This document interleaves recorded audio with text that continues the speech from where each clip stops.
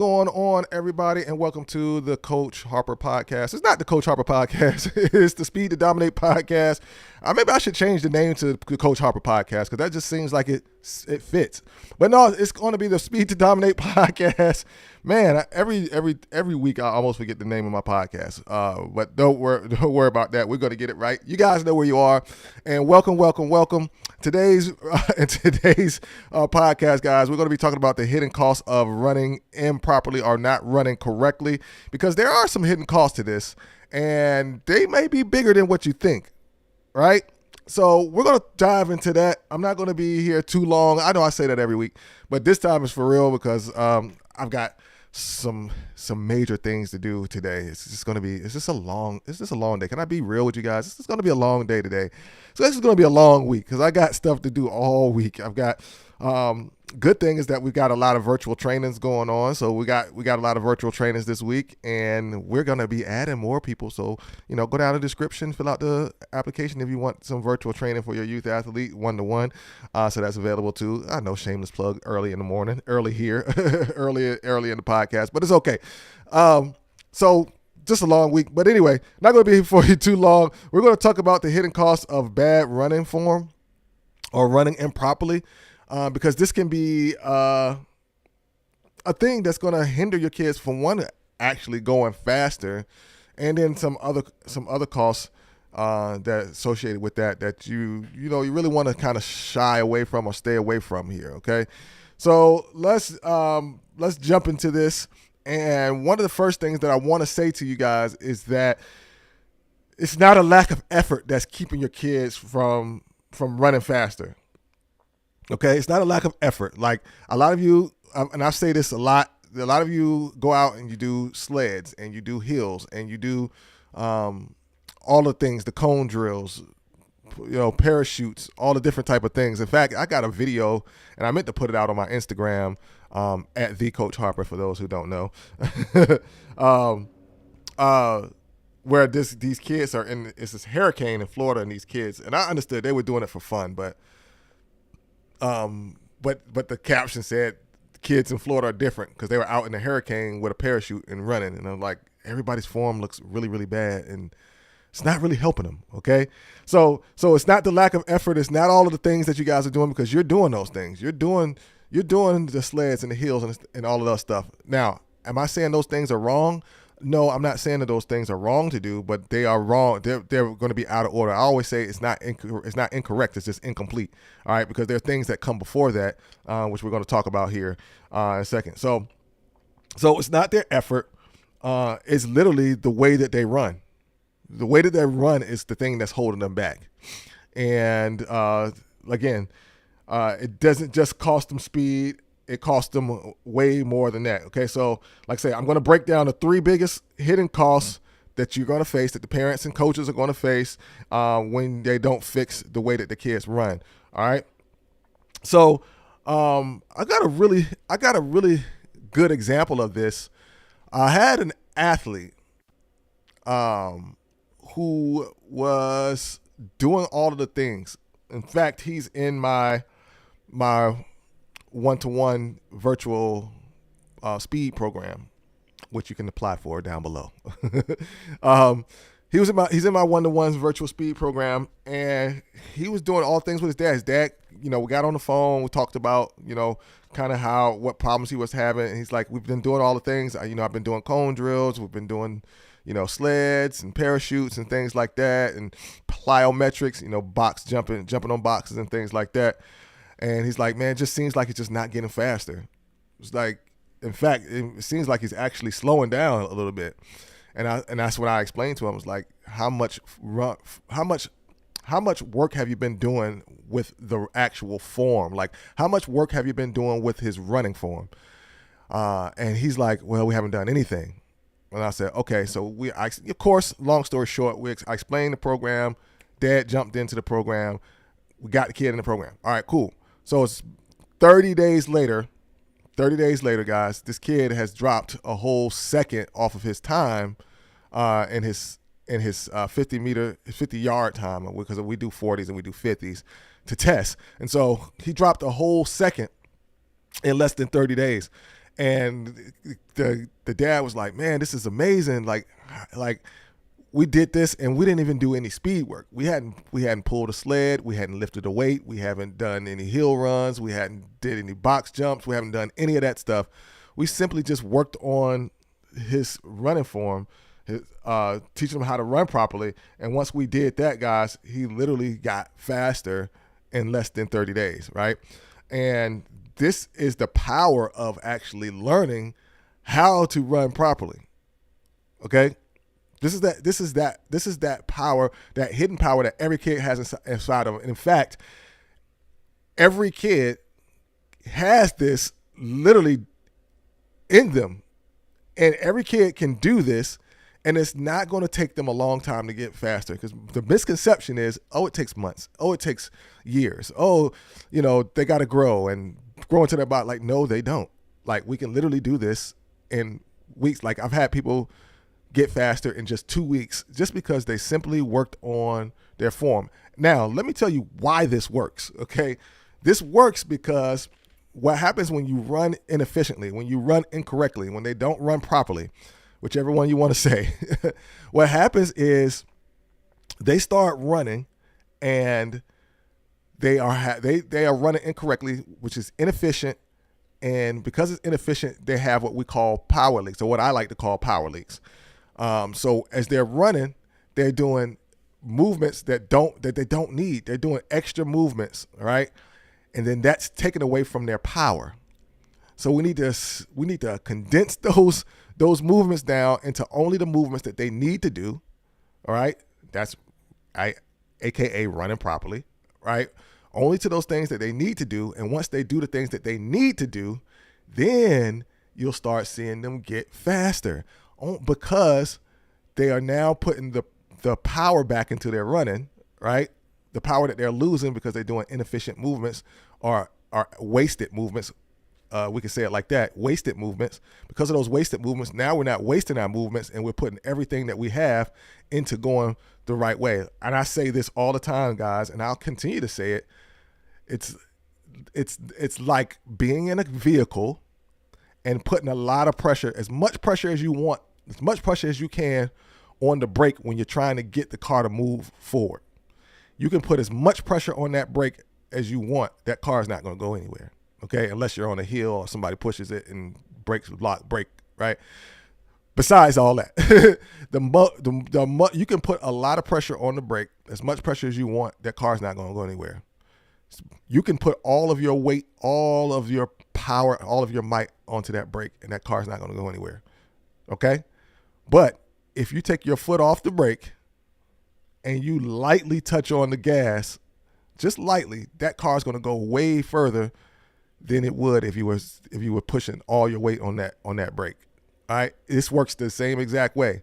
All of their power is put in wasted movements. We can all agree that pushing on the brake when we're trying to go forward is a wasted movement, right? In a vehicle, right? All of us who know how to drive, and even those who don't know how to drive, you understand that, okay? We all can agree that if you put a little bit of pressure on the gas, just a little bit, that car's going to move, okay? And it's going to get you to where you're going faster, even if it takes a longer time. It's going to get you to where you're going faster than it would be if you're just pushing on the brake. So that's the same thing is true when your kid is running. If they are pushing on, proverbially the brake by, running inefficiently, they're going to be going slower. Once they take their foot off that brake, proverbially, right, and they put their foot on the gas, proverbially, and using the analogy here, all right, on the proverbial brake, on the proverbial gas, then guess what? They're going to start going faster, even with less effort. So that's why this is important, okay? So there's three things that I have here, and I want to go over with you guys, all right? The three hidden costs of running improperly, okay? 3 hidden costs of running improperly. Number 1, lost confidence, okay? If they run improperly, they're going to lose confidence because they're not running correctly, and they don't know that they're not. They don't know why, they're not running faster, and that's what's the frustrating part of it is. And once we let them know what it is, then they can get a little bit less frustrated and they can start working on the right things. And then eventually, once they fix their running form and they start running faster, that confidence is going to come back. Okay? So kids see themselves, they're working hard, right? They're working hard out there. And that frustration is going to set in that I was just talking about. And if you ignore it, they're going to just start to believe that they're just slow. Okay? We don't want them to start believing that they're just slow, because then that breaks the confidence. They're always going to say that, hey, I'm just slow, and they make jokes out of it. Like, I've got a kid in my program right now. He's not slow anymore, but when he started, his coaches and everybody would make jokes about him being slow. Like, one of the biggest jokes was, hey, I'm getting ready to time your kids, 60. Give me a calendar, right? So he comes to me and he's like, yeah, I'm just slow. And he makes jokes about it. But just little by little, it's chipping at his confidence, all right? Little by little, every time he says it, yeah, I'm just slow, it's chipping at his confidence, all right? So now he gets in the game and he's thinking to himself, man, I got to hit a home run or I'm not going to make it to base. And to his credit, he does hit home runs, a lot of them. So he doesn't have to run fast, but it chips at their confidence every single time. Hey man, I'm just slow, right? But when you fix form, man, that confidence definitely comes back. All right. Number 2, wasted time and money. I know this is going to relate to a lot of you parents. All right. So you're going to spend a lot of money on sleds. You're going to spend a lot of money on parachutes. You're going to spend a lot of money on, boxes and, maybe even buying programs where you guys are implementing this stuff, all for it to not work.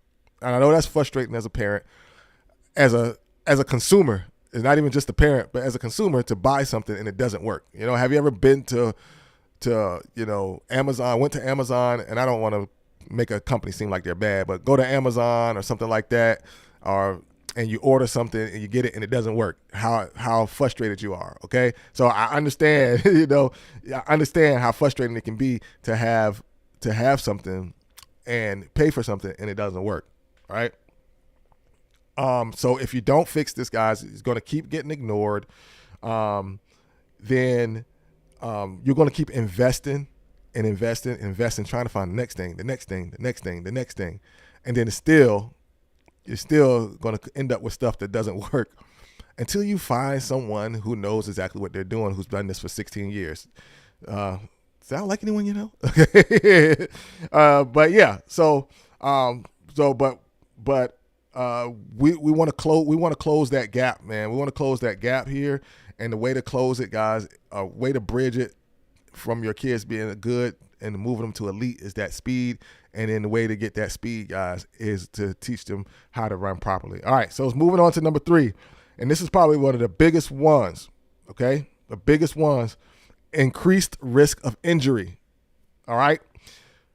Sloppy form equals unnecessary strain on knees, on hips, on ankles. And if you ignore this, the more time that you ignore this, guys, what's going to happen is over time, those things are going to start hurting them, okay? They're going to be, even if they're young right now, say 7, 8, 9, 10, and they're doing this and they continue those bad habits all the way up into their high school, you're going to start seeing them get a lot more injuries. And they're like, why is my kid always getting injured? Why are you so injury prone? It's because you're using things improperly. You're running improperly. So all of the things that are associated with running, ankles, knees, hips, stuff, go bad because we're running improperly. Okay. So if your kid is doing this, they're going to be ending up on, they're going to be on the sideline more. They're going to lose their opportunities. And how many people have you seen, how many times have we heard the story, of a kid coming up because the guy that in front of them got hurt, and now they step up into that role and then they're able to show what they can do, and then they become the starter from then on, right? We've heard that with a lot of the quarterbacks, in the NFL. That's what happened with Tom Brady, right? He was playing behind somebody got hurt, he stepped up in the role, he was the quarterback from then on, right? And so So if your kid is in that starting role, we don't want them to be hurt. And then I'm not saying don't give another kid a chance, but I'm just saying if your kid is the guy or the girl and they go out, they get hurt, somebody steps in and then they try to come back, and then just sometimes they come back and they're just never the same. So we don't want that to happen, especially younger kids. We don't want them hurt at all. Imagine having your 12-year-old out there and he's got an ACL injury. Like, that's an adult type of injury. That's not a kid type injury, right? I mean, there's no distinction between adult and kids injuries, but what I'm saying, that's typically what when you hear that, that's typically an adult injury, right? And so we don't want that to happen to our kids. So what we need to do is we need to teach them all the things that we can teach them that's done properly, so that they don't have to go through that.